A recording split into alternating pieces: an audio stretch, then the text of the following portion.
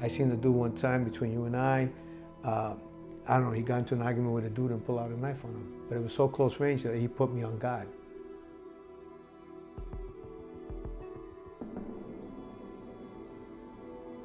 You know, he put me on guard. The dude tried to come over and ask me for a cigarette. I told him to get the F away from me real quick off the bat. And he said, no, homie. I was just asking. I said, get away from me, man. Because I already knew he was packing.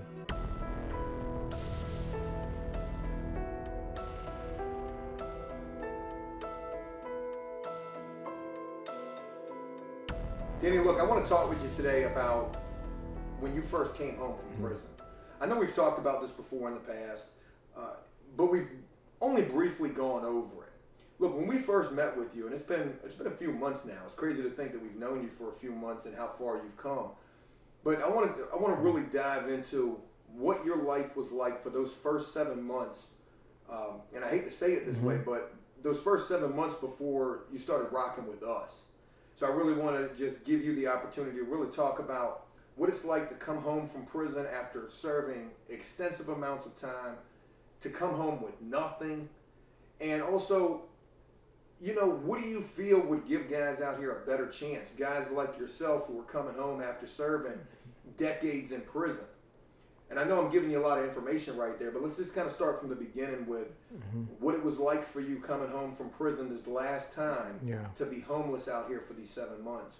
Before I answer that question, something popped in my mind while you was talking. I think it's very interesting because in the beginning, when I came out, before I met you guys, I wanted to go back to prison because psychologically and physically and emotionally, I was still in prison.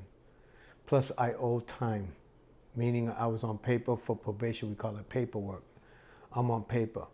And I'm the type of guy, if I owe you, I want to pay you and get out the way. That one, I don't have to worry about you no more. I owed them 5 years. I wanted to go back. I really wanted, and I did everything I could. I got the judge pissed off.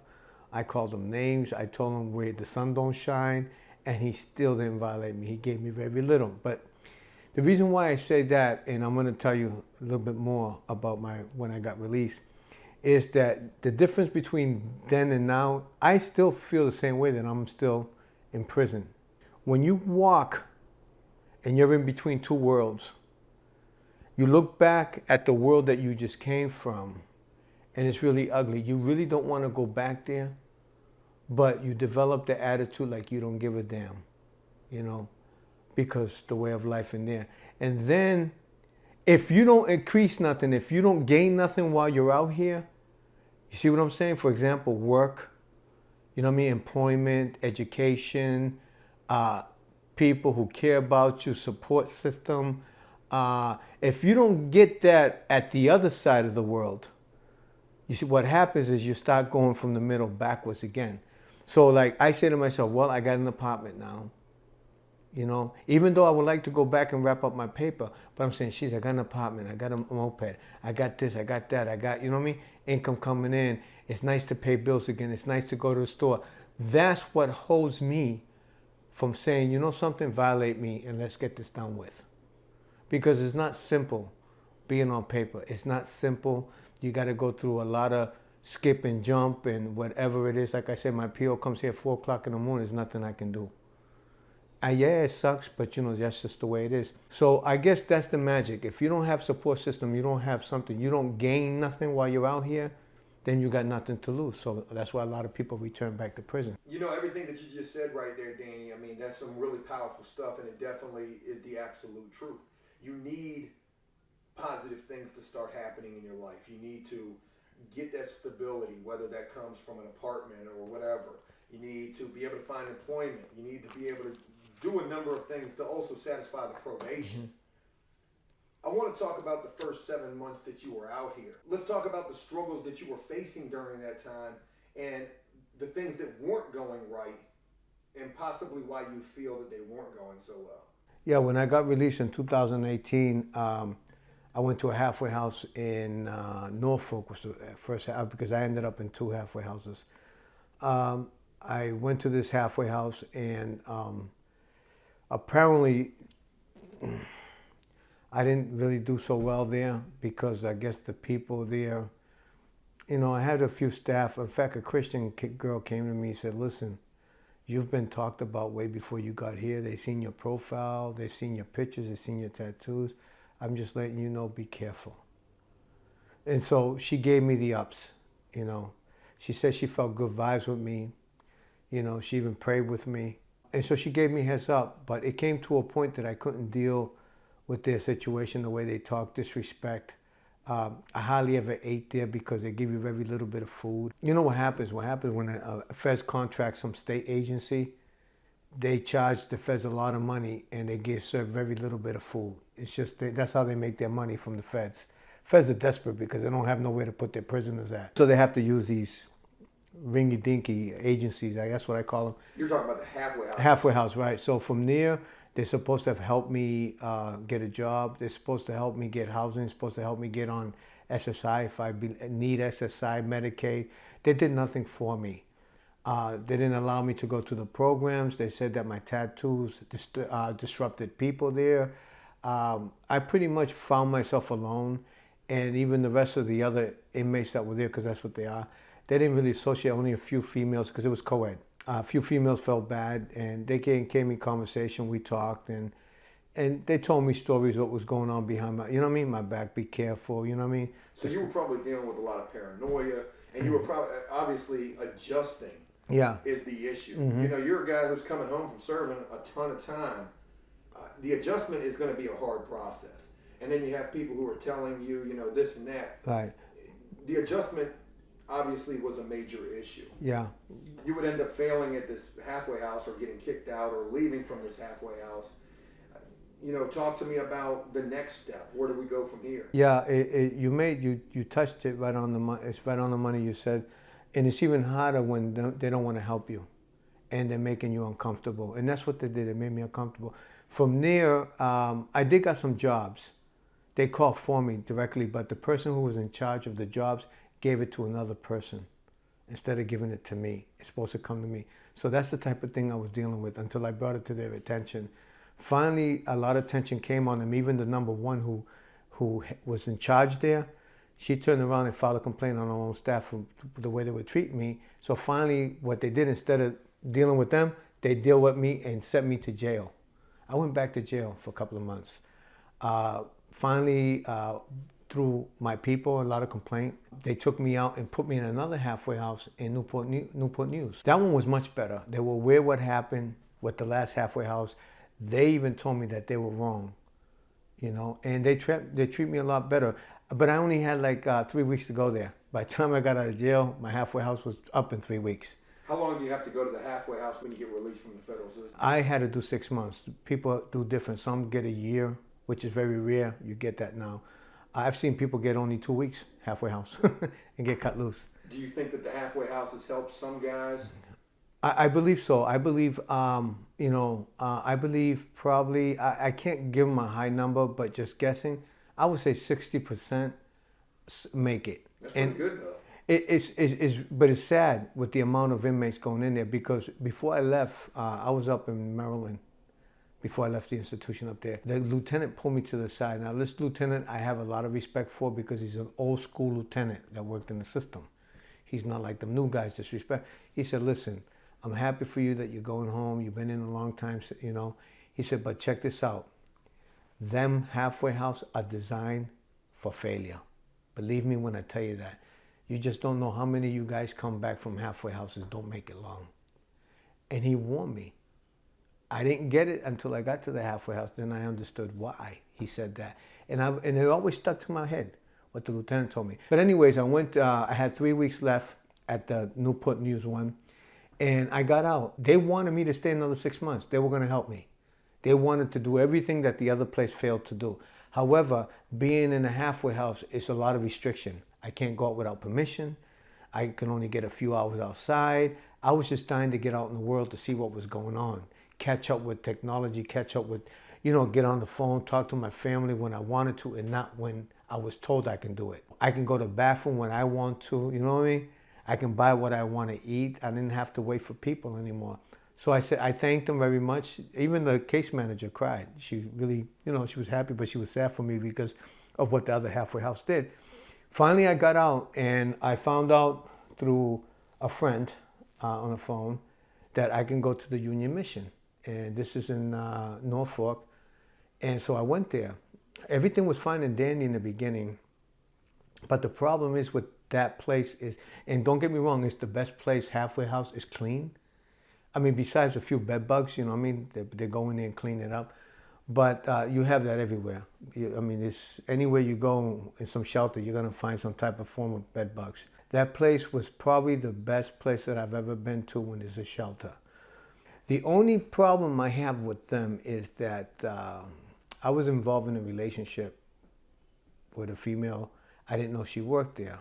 Apparently, the guy who runs it, the director there, caught wind of it, and he called me to the office. He said, listen, I feel bad to say this to you. You've been doing real good here. You haven't been a problem, but I have to let you go. You can't stay here. And I asked him why. He said, because you had a relationship with one of the employees here. You come back on the premises, I'll have you arrested. Grab your things and go. So, I mean, to avoid the problem, I took my stuff and left and went to the Salvation Army. Now, don't get me wrong. I've seen a lot of Salvation Army. They do wonderful things for people. They really do. They do wonderful things for people. However, this particular Salvation Army, I call it the ghettos because that's what it is. I had problems there. They were doing a lot of favoritism. They mistreat people. They talk to you like you're some type of animal. They have attitudes. You know, I don't understand. If you don't love your job, then you need to go somewhere else and work. I mean, if you know what I mean? If that job has you miserable, then you need to go do something else.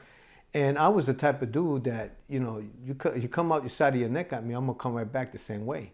And I'll bring it to you any way you want to. At that time, I wasn't hearing it because I had a lot of pressure going on. I'm on the street. I didn't know what to do. I don't have any family down here.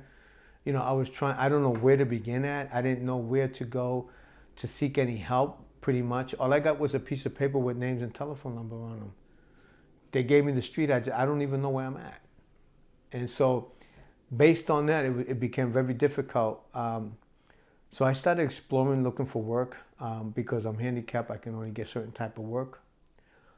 It was difficult to do that. Salvation Army did not help in that part, even though they got all that program. That's a cracker. They did things completely, totally against the national standard of caring for people and homeless and taking care of them and looking out for them. They finally got rid of me. I tried to go back in there again to get another 30 days. They told me that I had to wait 3 months to get another 30 days. I said, but it's ridiculous. You know I'm homeless. You gave me 30 days here. I can re-enlist for 30 more days. I'm homeless. He said, no, you got to wait 30. So I said, what am I going to do? He said, well, we can't help you. And that's the only Salvation Army in this city. Actually, in a couple of cities, because you're going to have to go way out far in another region, which I couldn't go. So pretty much it was only 2 places in Norfolk. They got a third Salvation Army, but you have to be drug addicted. You have to be an addict. You have to have a background, past a history, and detox. I used when I was a kid, but I've been drug-free for 40 years now. I didn't qualify for that. So I was in a situation that I was pretty much on the streets. Now, they have a program called the NEST program. They pick up people at a certain area on buses, and they take you to churches. Every week, you go to a different church. You sleep on the floor on a real thin mat. Some give you breakfast, some don't, but they give you a bag to take with you. And you was out in the street all day, so you're pretty much homeless. The only thing that helped, it was at nighttime when it got cold. You had a warmer place to sleep at. But then again, you're going with people that their personal hygiene was not kept. It was really nasty, you know what I mean? A lot of people was drunk or coming down on drugs. So I didn't really like it. I wasn't comfortable there. You had dudes. I seen a dude one time between you and I don't know, he got into an argument with a dude and pulled out a knife on him. But it was so close range that he put me on guard. You know, he put me on guard. The dude tried to come over and ask me for a cigarette. I told him to get the F away from me real quick off the bat. And he said, no, homie. I was just asking. I said, get away from me, man. Because I already knew he was packing. And just with him knowing that, you know what I mean? It put me on guard, you know, flashback of prison, you know. But yeah, it was really bad for the first 7, 8 months. And of course, you know, I met you guys. And from there, things changed. But while you're sitting here telling me these things, you know, I kind of think to myself, you were explaining like how thin the mats were at the Nest program. It makes me wonder, like, in a situation like that, no matter what program you're in, it almost feels like you would be better off in prison. You would at least have somewhere to sleep at. You would have guaranteed meals. Yes. Did you ever? Obviously, you probably felt that way as well. That you would be better off going back. Oh, without question. I mean, even the mats are thin in prison, but she's a lot thicker than that. You get health. Well, I can't say really healthy food, but they're more healthier than what they were serving. And the personal hygiene aspect, because you can get sick. People walk around with crabs, bed bugs and all that. So yeah, you don't have that in prison. I think in 40 years that I've been, I've never even heard of bed bugs. I never even heard of crabs. But yet you come out here and you hear about it. It's crazy, And there was a bunch of men. But one thing there is about personal hygiene. We have a rule in prison, Personal hygiene must be kept. I was miserable for actually close to about 8 months of my time coming out. And I got very rebellious. I want to talk about, you mentioned what it was like for you to first come home. And there were times, quite a few times, where, we were picking you up from the beach. We were picking you up from the park. And, you were legitimately sleeping outside. Yeah. So, what is it like to come home from prison and to be in a situation like that? Well, to be honest with you, there was times I got really depressed because I believe I served my time. I believe that I should be entitled to another shot out here. I also believe that I needed some type of form of assistance because of the length of time that I put in the system. Mind you that I didn't even know how to mark a cell phone. I didn't know. I looked at a cell phone. I didn't know what to do with it. I didn't even know how to open up a door. And they got these doors that you push in. You push in the whole thing. It's like a pump. You push in and it unlocks it open. I'm looking for a handle. I even at time when I walk up to a door, I wait for somebody to open it because always the correctional officer used to open the doors. Remember the lock and keys? Yeah. So I still go through that motion. Sometimes I got to snap out of it. Nobody's going to open the door except for me. But yeah, it was very difficult. And I got depressed at times. I didn't show it. But my anger and frustration, you definitely seen it because I couldn't hide it even if I tried. I was just really rebellious against a lot of the system, because the system, they promote a lot of stuff on TV and news. They're not really doing nothing. Even till today. In fact, I just seen the news the other day, and the senator here from this state is thinking about putting more programs active for inmates to come out so that they have something to look forward to. Job opportunities, housing opportunities, drug, alcohol, more assistance, more counseling. And that's what they need. They need these things. It's very important. The system is designed to deal and to help, to a limit now, guys like 5 years, 7, and maybe 10 years. But they don't have nothing in place to deal and assist individuals who's got 20, 30, 40, 50 years in. I guess because the way they look at it, after 10 years, you've lost cause, you're coming back. So there's no need to spend any money or time on you. And that's really what, I was just thinking as you was talking about that, because even guys 5, 7 years is still a long time. Joe, it's still a long time, Joe, regardless of how you cut it. The problem is a guy who does 5 years can get back on track faster than a guy who does 10, 20, 30. Because the institutionalized sets in so deeply and his mind is so warped and so undeveloped. You know what I mean? Because of the prison life. A lot of shit changes in that amount of time. Exactly, yes. And so I think that's the biggest problem. They do not have nothing installed or nothing in place, I should say in place because I make it sound like a plumbing job. They don't have nothing in place for guys who are long-termers. We call them convicts. We call them prisoners. Inmates are only temporary residents who come in and go. So guys like myself, and many others, I'm not the only one in this situation, they don't have nothing to help us. Like I said earlier, and I just kind of figured this out, I didn't even know until we talked, Joe, and I thank you for doing this because since I've been with you, you've educated me. Since I've been with you, you humble me. You know what I mean? Since I've been with you, you made me human again. And I want to thank you, Cody, Dave, and the viewers, because since you guys came into my life and you've helped me, you gave me pretty much life.